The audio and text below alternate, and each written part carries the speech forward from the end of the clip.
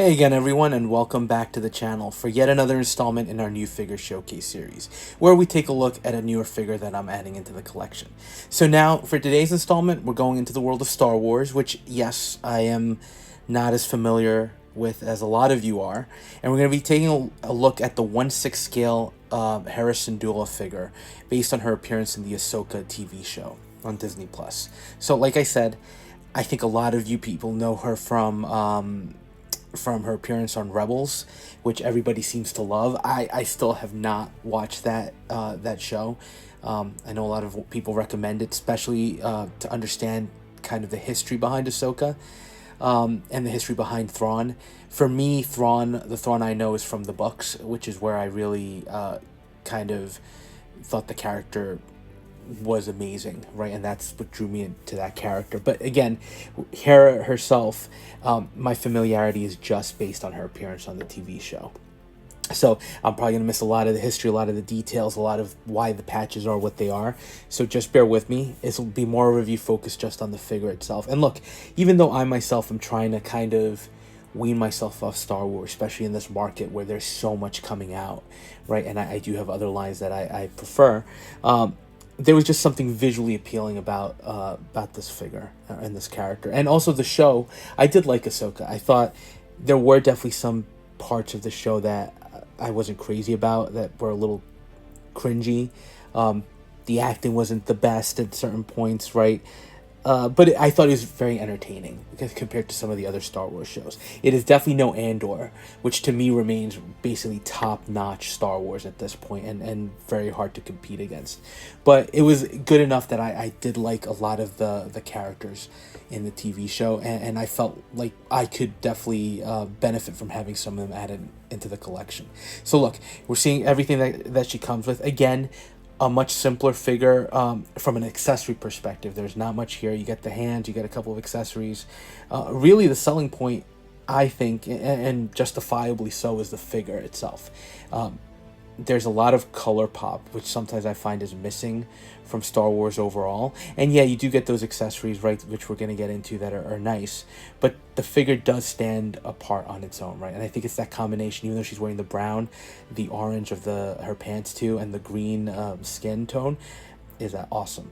Now, we are getting, as we normally do, a bunch of hands. Extra hands, and you do get some different wrist cuffs that she can use, especially if you remove the jacket. Although why you would want to remove that jacket, that's up to you. But for me, that's such a great piece of tailoring that I wouldn't want to get rid of it, right? So hands pre-posed to hold all the accessories, with the faux leather kind of effect, which is done remarkably well here, and it really does look nice. So well done for Hot Toys. Then you get the utility bag. Now this cannot open, right, and you cannot remove some of the pieces that are there, some of the tools, but the tools themselves are nicely detailed. Hot Toys really brings some of these finer pieces to life. Paint applications are nice, detailing is nice. I don't know that this is actual leather, but it does feel like it, so it could be, but it looks great. The strap is really the only concern there as far as longevity, and just I hope it does last. Then you do have this tracker unit, really nicely detailed, right? Scuffed up from a weathering point of view and a paint application detail. Very nice. And then it's got all those silver elements on top with the controls.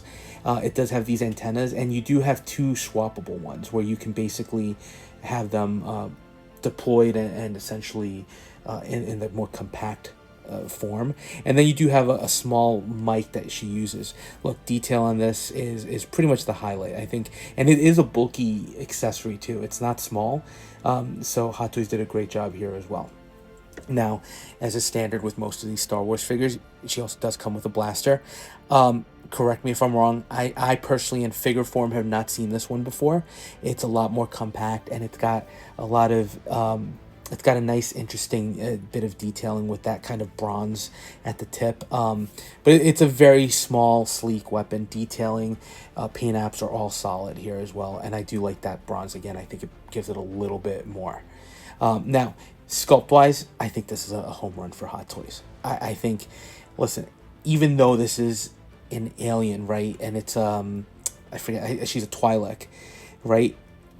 The fact that they got her sculpt to look so much like the actress, I think is awesome. There's a ton of detailing.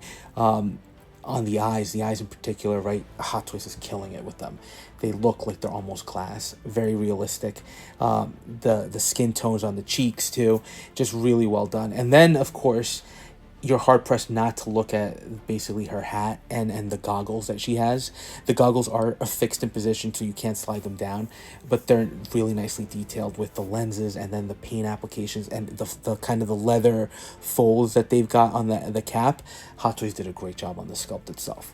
As far as the figure overall, like I said, aesthetically, very cool looking figure, right?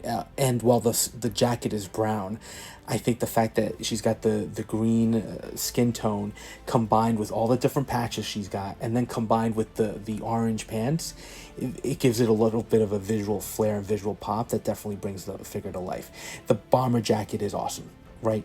The patches are not just, you know, stickers. They're actually applied, kind of, they're textured fabric elements, so that's a highlight. And I think the detail work on the jacket is pretty phenomenal.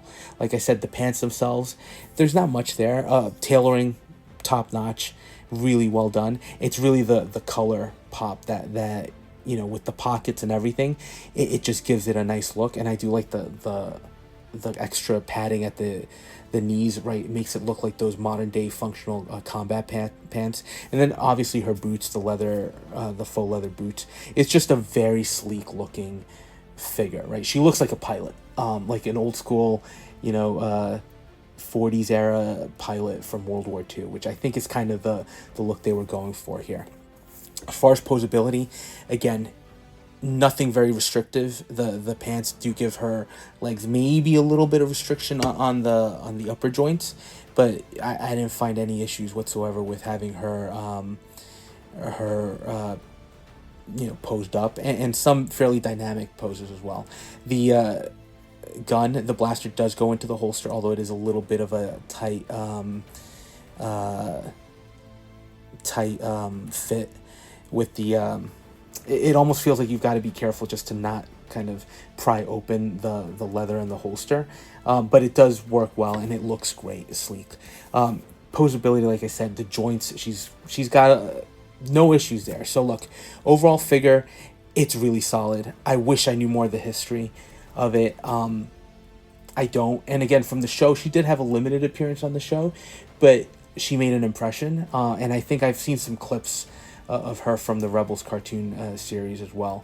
So would I be interested in learning more of her background? Absolutely. But as a figure itself, right, the overall look is just impressive. And I think for me, it's the jacket. The jacket, the color combination, right? The accessories are fine, right? You can keep the blaster in the holster. You can have her with the utility bag.